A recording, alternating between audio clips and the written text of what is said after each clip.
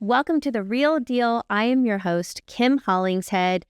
We have the pleasure of spending every Saturday night together on SuperTalk 99.7 WTN in Nashville, Tennessee. The Real Deal is a radio show that is all about real estate, mortgage, title insurance, the law.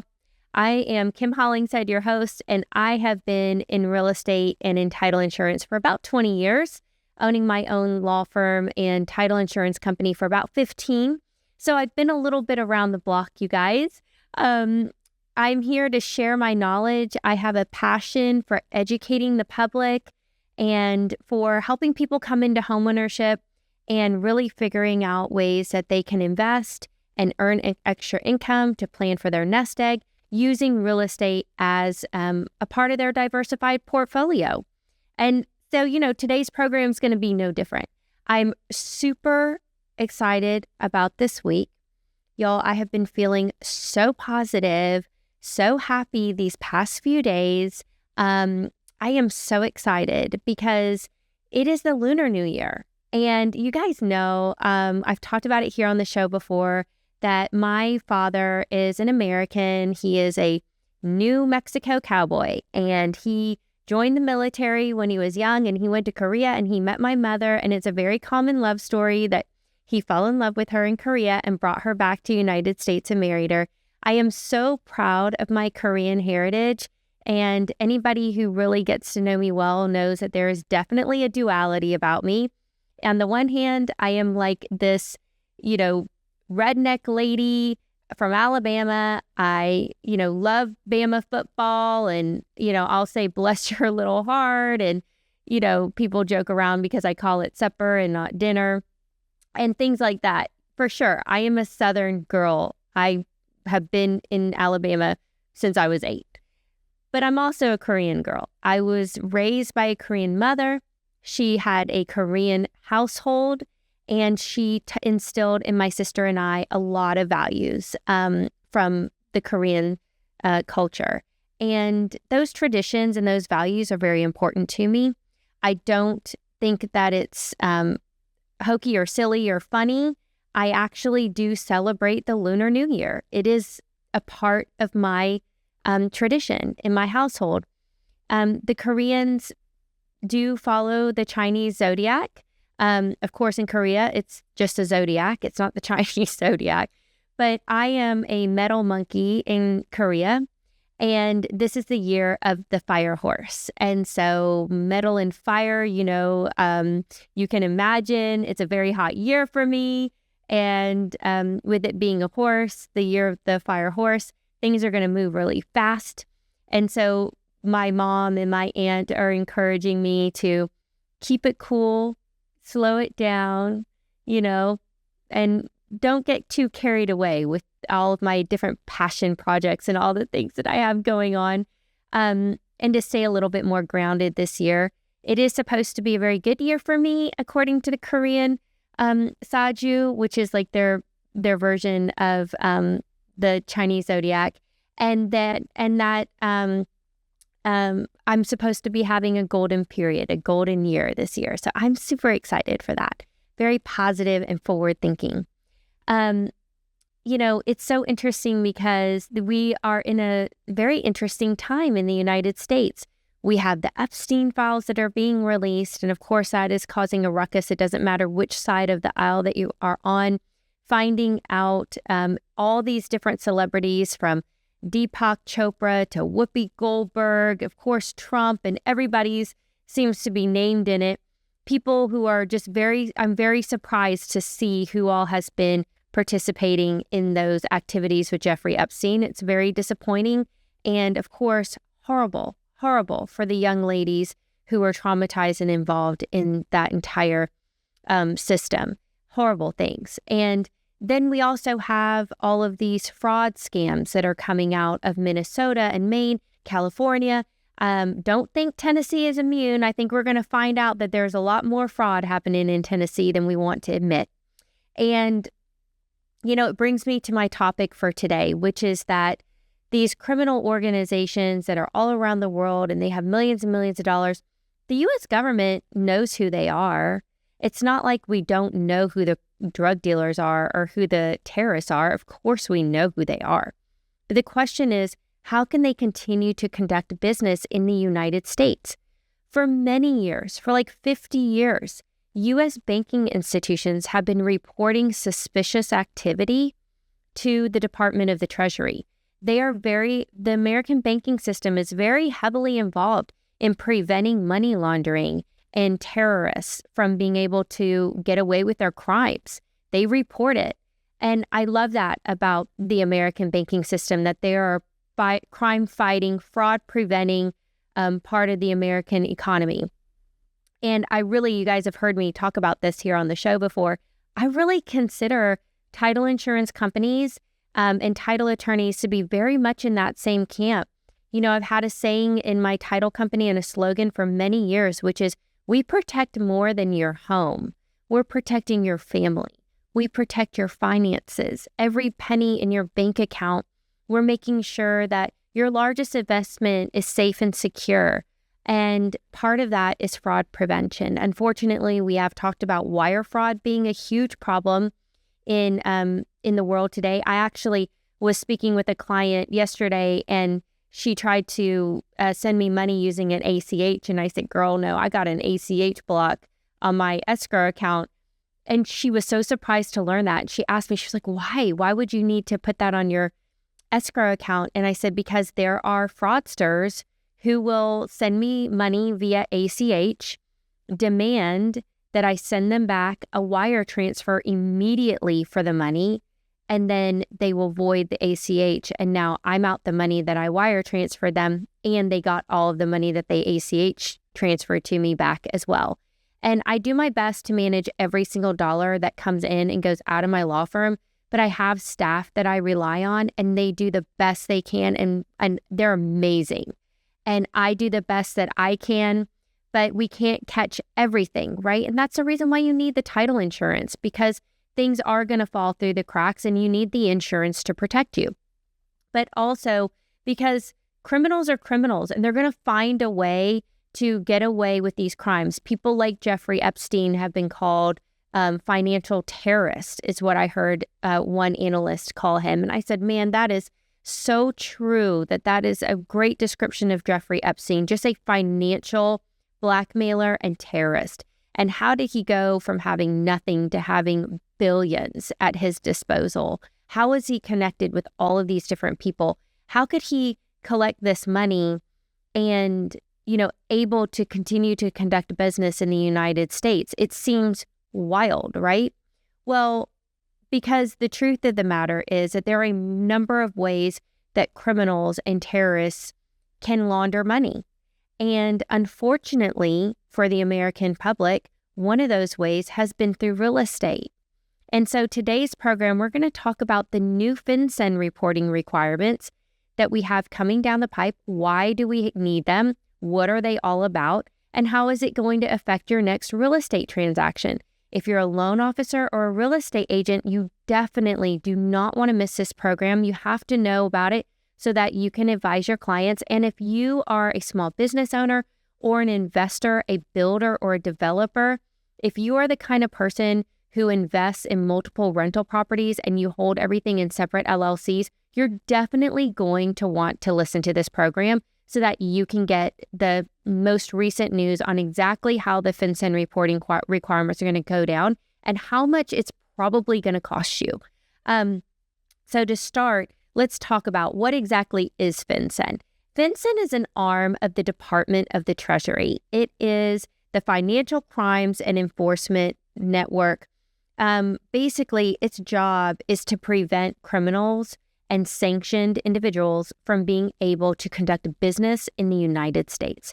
They do a lot of forensic accounting. They do a lot of chasing down the dollar because that leads them to the human traffickers, the drug dealers, the terrorists, okay? There was a story, it's a very recent story, you guys, I'll tell it to you. There was somebody who embezzled, this guy was a former casino manager. He embezzled $24 million from the casino. And the way that he hid the money was through owning real estate and through shell corporations, and shell LLCs. That is one individual, $24 million. There are Russian oligarchs who have come into the United States. What they do is they buy up millions and millions of dollars in condos and townhomes, and they park their money in the real estate because it cannot be traced. When we come back from the break, I'm going to explain to you exactly how this is done and how Fincen plans to stop it for good. You guys are listening to The Real Deal with Kim Hollingshead on SuperTalk 99.7 WTN.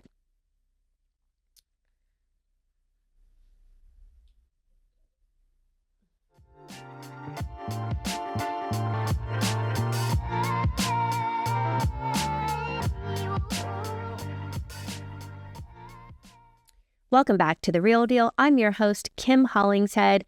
I'm a title attorney and a real estate attorney. I've been in practice for about 15 years here in Middle Tennessee. And just a pleasure that you guys join us every single Saturday night to talk about and to learn about real estate. And today's program is no different. Guys, you can choose your own title company. You don't have to just go with the person that is recommended by your realtor or your loan officer. When we would love an opportunity to work with you on your next real estate transaction, give me a call. It's 615-549-1933. Reach out to us. A member of my team will get with you and will help you get started. Today's program is all about Fincen reporting requirements that are coming down the pipe on March 1st of this year. These reporting requirements are going to be huge. This is going to be a big deal for a lot of people. And if you're a real estate agent or you're an investor in real estate, make sure you listen up because this is going to affect your business. Guys, Fincen, the Financial Crimes Enforcement Network, is under the Department of the Treasury. Like I said, what they do is they stop crime through tracking down the dollar. They go to banking institutions and they pull up all the forensic accounting records. And one of the ways that they have been able to stop the money laundering that happens in real estate is through the reporting requirements that they have. It is unbelievable how much they have been able to track down. There are areas, the first two areas that Fincen targeted when it comes to the reporting requirements were Manhattan and Miami. And the reason is because foreign criminals and American criminals, but mostly foreign, they were buying up condos that were like 15, 20, $25 million condos that would just sit there empty. And it was incredible how many of the units inside of a building would be completely empty. If they have dirty money that they got from drug dealing, human trafficking, or from terrorism, and they need to somehow clean the money, the way that they would do it using real estate and residential real estate in particular is they would set up a shell LLC or a shell corporation or a shell trust. I can go and register for an LLC and nobody will know who the members are of that LLC. You'll know who the registered agent is, but the registered agent doesn't have to be a member. And even if you are an owner of the LLC, you can actually set up what's called a manager-managed LLC and allow someone else to be the manager of the assets. So you essentially are the owner of the LLC, but you have no control over it. So if you're a criminal and you don't want your name anywhere near an LLC, you can still be listed as a manager in the operating agreement, okay? And that is completely private. Nobody would ever be able to tell. Fincen cannot track down who the owners are of these LLCs. There's just no reporting requirement. And sadly, for the most part, there's no reporting to the IRS. It's not like they're filing annual tax returns. If it's a holding company and they purchase real estate, they may not have any income to report if it's residential real estate property. You see what I mean? So this is how they would, quote, clean the money and launder the money. When they turn around and they sell the property 5-10 years later, they make all their money back. And then now there's no way to trace that dollar. It's just ran through some random LLC. So beginning in 2016, Fincen began requiring what was called geographic targeting orders. And it was targeted to just Miami and just Manhattan. And they were looking for these high dollar condo owners where the money was being parked. And it was unbelievable how successful this program was. The title companies were reporting to Fincen the beneficial owners of every LLC that was buying real estate.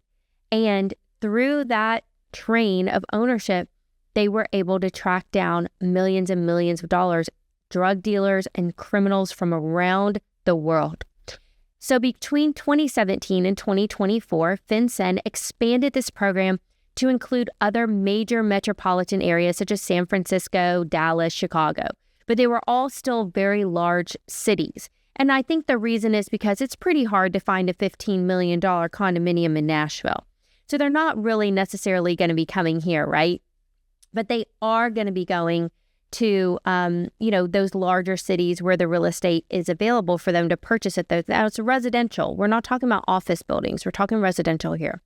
Because again, they need to be able to park the money, sell it, and then there's no annual reporting to the IRS. So what the Department of the Treasury did is that Fincen said, okay, look, if you're an LLC or a corporation, the beneficial ownership information form has to be reported. Great. So we're reporting the beneficial ownership information form. And that form was including the legal name, the birth date, the home address, and including a photo ID of everybody who held a 25% or more ownership interest or substantial control. Again, not an owner, but a manager of the company. And this was really so successful that now they've decided they're going to expand it to every single residential property across the entire United States. They are not playing around. They want to find every single criminal who is using residential real estate to hide their money. As an American citizen, this should thrill you. It certainly thrills me because residential real estate is a precious gem. Property ownership is not a right that everybody has around the world. It is one of the things that makes the United States truly unique. We are so special in the freedom that we have to buy and own our own property. And when we have foreigners who come into this country, drug dealers and oligarchs who are coming in and taking advantage of our precious system, of our homes, and manipulating our markets in order to hide their crimes and launder their money, I don't appreciate that very much. I think it's pretty disgusting. So I'm glad that Fincen is stepping in and doing this. What kind of stinks about it is that, unfortunately, the people that they're targeting are going to end up being small business owners. We're talking about people who are small-time investors, builders, developers, anybody who's a landlord, anyone who is possibly a famous person and wants to hide their identity and their anonymity. It's just going to make buying and selling real estate with cash much more expensive. The good news is that this requirement does not affect most home buyers, and that is because it is not required for anybody who is buying with a mortgage, and that's the vast majority of Americans. So that's great, right? Now, what has happened is since the original BOI, the beneficial ownership information requirements came out, it was really burdensome. And I can say because I own several LLCs, it was really difficult for me when I opened up a company to get all of my business partners to get on board with it. Okay, they don't want to report their information to the IRS, and I think that is completely understandable. But as an attorney and somebody who really takes her job very seriously, of course, you can imagine, I stayed up at night worried about the fact that all of my partners were not reporting this information to the to Fincen, Department of Treasury. So it was just really burdensome and it was difficult. And so when Trump came into office, he basically said, look, this BOI information form, it's too burdensome for American companies and small business owners. What we need to do is we're going to shift it away from domestic companies and really put the focus on foreign companies that are registered to do business in the United States. And this has been great news for a lot of people because it reduced certainly accounting expenses. Because if you think about it, if you own more than one LLC and your accountant has to do that, it's just accountants are making like thousands of extra dollars just doing this reporting. What they did not get rid of, and what they have not indicated in any sort of way that they're going to back off of, is the residential real estate reporting requirements. And that includes 100% of every single cash, private money, and hard money transaction, including $0 quitclaim deeds. That's right. If you file a quitclaim deed for $0, you are still subject to the Fincen reporting requirements. And that's the reason why you need to do your quitclaim deed with a licensed real estate attorney or a title professional in Tennessee, and do not try to do that on your own. Well, just for a number of reasons. And I think what we're going to see is that litigators, and especially family law attorneys who are handling divorces, and probate attorneys, do not want to deal with Fincen reporting requirements. And what they're going to do instead is they are going to refer everyone to a title company for that title company to handle it. It used to be something that title companies would do as a courtesy for their clients. And I think now we're going to see it shift to becoming a pretty significant part of the business, for the sheer fact that the attorneys who handle other areas of the law are not established and set up to handle this kind of reporting. And certainly the trusts and the estates and regular buyers and family members do not know what they're doing for Fincen reporting. It is unbelievable the amount of information that is required to do this. So when we come back from the break, I'm going to break it down for you a little bit so that we can go into it with our eyes wide open, right? I mean, of course, there are already solutions in place to make this as easy as possible. You guys know that. I'm not going to let you guys have to run into something like Fincen reporting and not already have it set up to make it as easy as possible for you. So when we come back from the break, we'll continue on with what the exact requirements are. You're listening to The Real Deal with Kim Hollingshead on SuperTalk 99.7 WTN.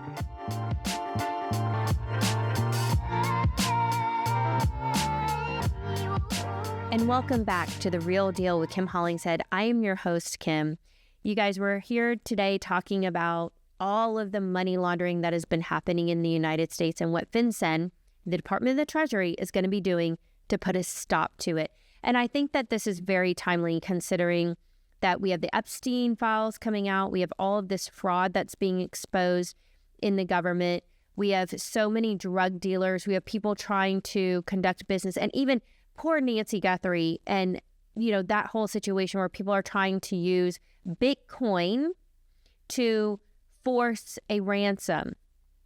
Yes, Bitcoin. Why? Because it is outside of the United States banking system, and United States banks have been cooperating with feds for many years to put a stop to crime and to not allow the banking system to be used to facilitate it. And honestly, even though I do feel that it is a huge burden on real estate, especially my commercial and my residential builders and everybody who, is making a living on real estate, I think that I am really proud of our industry, that we have, especially the title companies, we have not shied away from our responsibilities. Fincen wanted to make the real estate agents responsible for doing Fincen reporting, responsible for gathering the information.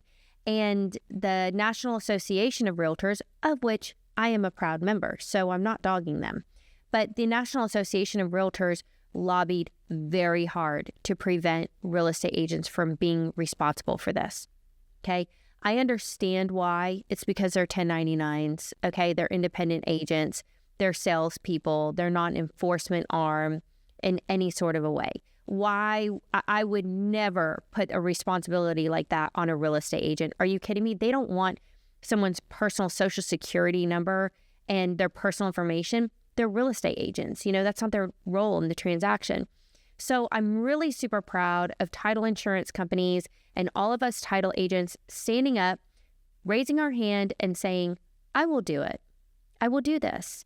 We handle fraud prevention every single day. We handle money and private personal information every single day.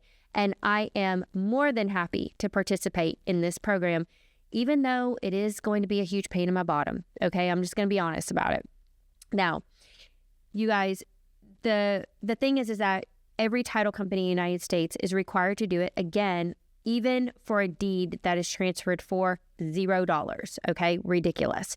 But steep fines are in place for any attorney or title company or any buyer or seller of real estate that does not comply with Fincen reporting requirements. You guys, here's the deal. If a property is being listed for sale, and let's just say that it is involved in some kind of money laundering, okay?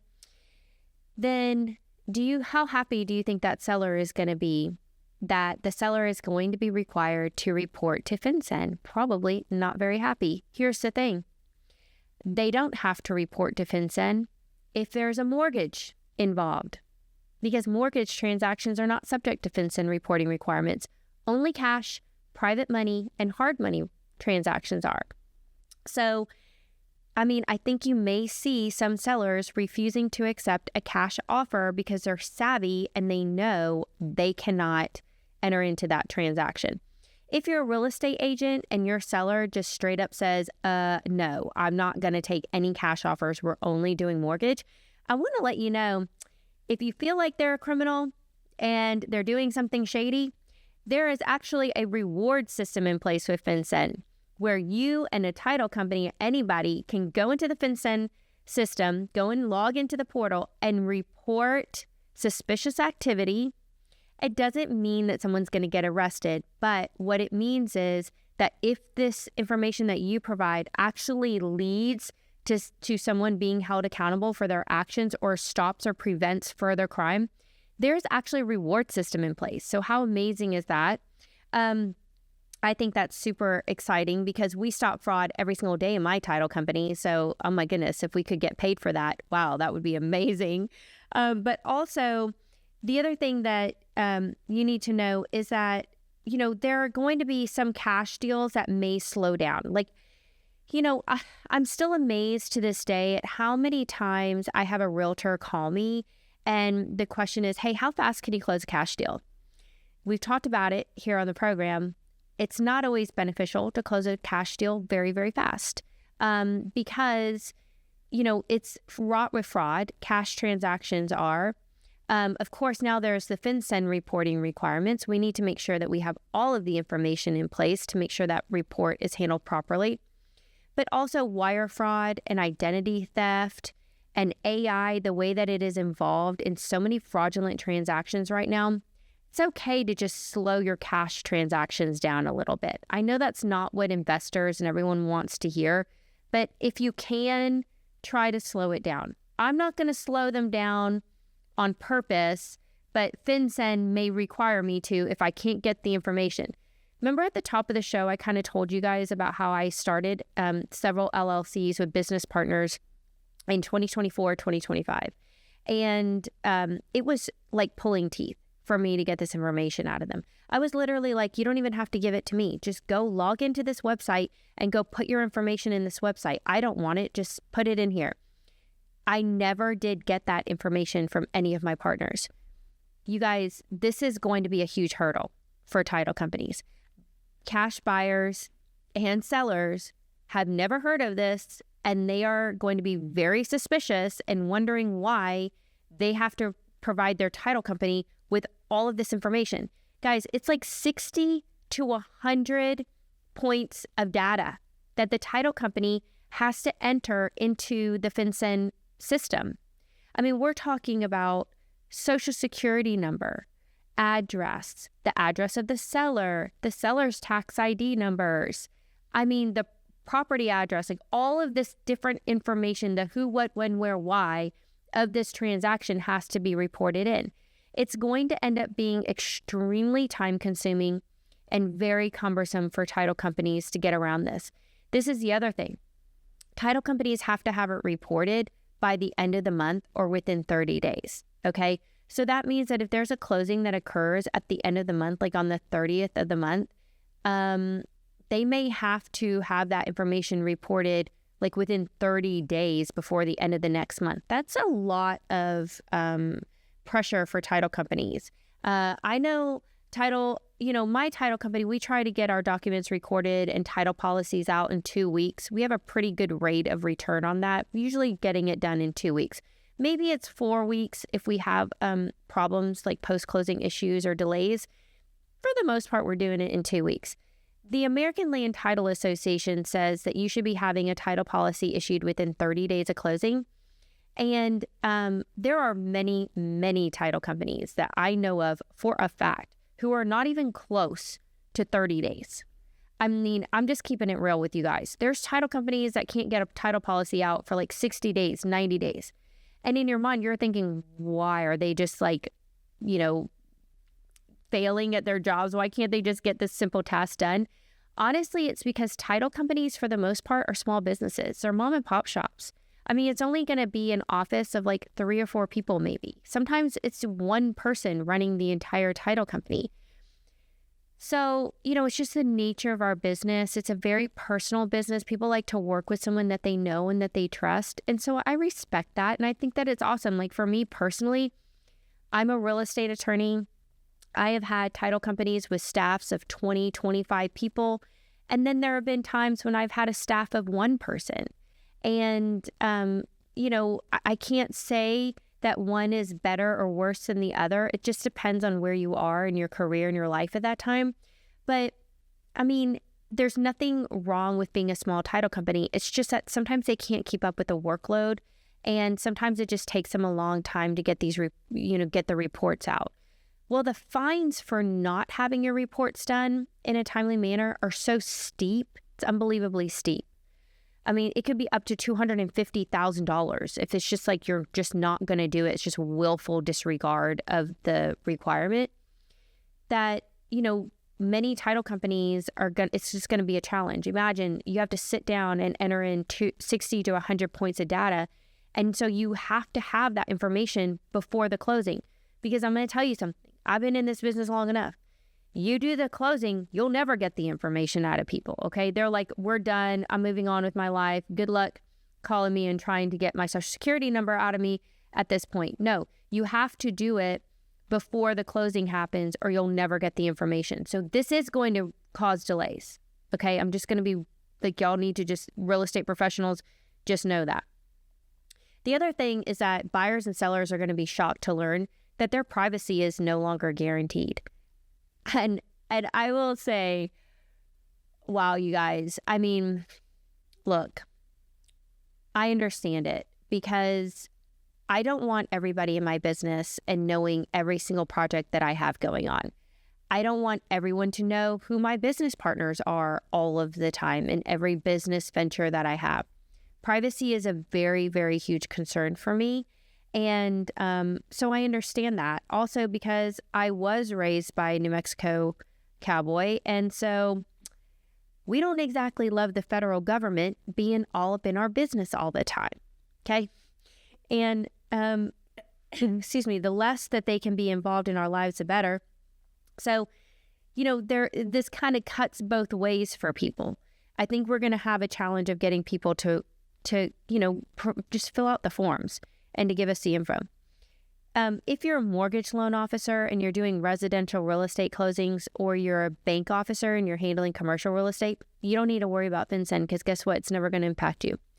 It only impacts cash and private money, hard money transactions. It's only going to affect transactions where the buyer's a LLC, a corporation, or a trust. And in that case, it may also affect a seller in that situation as well. But who it's really going to impact, of course, are the title companies, but mostly it's realtors, I feel. I think that realtors are going to feel it more than anyone, because it's going to come on them to educate their clients more than anybody else. So when we come back from the break, I want to let you know you're not alone. We're here to help you. You're listening to The Real Deal on SuperTalk 99.7 WTN, and I'm going to give you some tips and tricks when we get back from the break.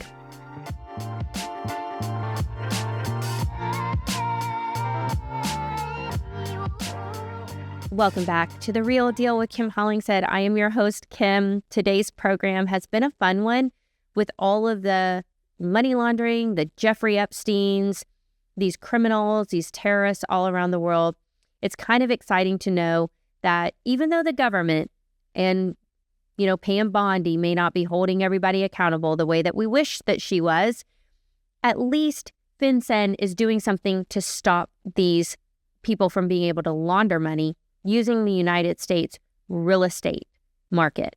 Okay, residential real estate is such a precious, precious gem of the American system. You guys, in China, you can't own real estate. I mean, I think there are many countries in the world, unfortunately, socialist countries, where like the best you can get is like a 99-year lease. There are many areas where if you're not if you're not a citizen of that country, you will never own real estate in that country. And, if you're an average citizen, you'll just never be able to buy anything. There's a reason why many, many people in these large cities and large condos like, Shanghai and Hong Kong, and just think about all around the world in South America and how many people are living in these high-rise apartments, or they're living in these tiny little shacks or these one-bedroom, shanties. And, I think about it and I pray for people who are, especially women who are in countries where they don't even have a lock on the door. They don't have windows. It's just open, just these four walls are barely put together, dirt floors. And here we are in the United States, and we are in the freest country in the world. And we are so free that you can buy and sell real estate and nobody even knows who you are. You can be from any country almost, unless you're from a sanctioned country. There are certain countries, especially here in Tennessee, where the Tennessee Secretary of State has said, no, thank you. We don't want your money. Please don't buy real estate in Tennessee. And so there are some certain sanctioned countries. But for the most part, if you're from another country in the United States, you can still buy here in the U.S. You don't even ever have to move here. You just buy real estate and live in your home country for forever and ever. Just buy a vacation home. There are parts of Mexico where Americans cannot even buy real estate in parts of Mexico. I mean, that's how close to home this really should feel. So when we're talking about FinCEN and how these criminals come in and they are manipulating and using the United States residential real estate market to hide money and to take advantage of our system, it should anger and frustrate every American listening to this. They're making houses more expensive. They're crashing the market. They're boosting the market. All this is so artificial. And I'm so glad that, that we are, as a country, doing something about it finally. We need to. Criminals and foreign investors should not be allowed to just come into the United States and run amok in our real estate market. So, it is more cumbersome, especially for realtors. It's going to be a challenge for title companies especially. But you are not alone, and we are here to help you. I want you to know that, we have chosen at my title company to utilize the services of a third-party company that's all they do. It's just this Fincen reporting. It's going to be something that can be done very easily and very quickly in the closing, but it is not free. We are going to have to, pass along some fees to your client. But there are attorneys' offices, especially in other parts of the country, they're talking about that their closing fee is going to go up by $800 because that is how much extra it is going to cost them just to handle FinCEN. There are firms that are having to hire people to just handle this for them because that's how much extra work and time it is going to require. The fines for noncompliance are so steep, and attorneys just don't want to get involved in that. We have to make sure that these are reported correctly. So if you're a real estate professional, give us a call. It's 615-549-1933. We're here to help you. Contact us, give me a call, and if you leave me a message, I will send you, or shoot me a DM on socials or find my email, and I will send you just a one-page checklist that you can just send to all of your clients. You can also link to this video on YouTube, find me on social media, and share this information with your investors, your, buyers, and even your sellers, because there are certain reporting requirements for sellers as well. And just help to educate your clients. You guys, with the Lunar New Year coming around and this being a golden year, I really hope that this is a year where things really shift and change for the majority of Americans, that we enter into a period of prosperity, that we really do see that the great acceleration is starting in our economy, and that I'm personally glad that the U.S. government is taking steps to protect us. And I am happy to participate in that. And you guys, thank you. Thank you for joining me. I hope you have a wonderful and blessed rest of your week. It's always a pleasure to be here with you. And I'm truly honored to share all of this real estate knowledge that I have gained over the years with you every single week. You guys, thank you so much for listening. Have a good weekend.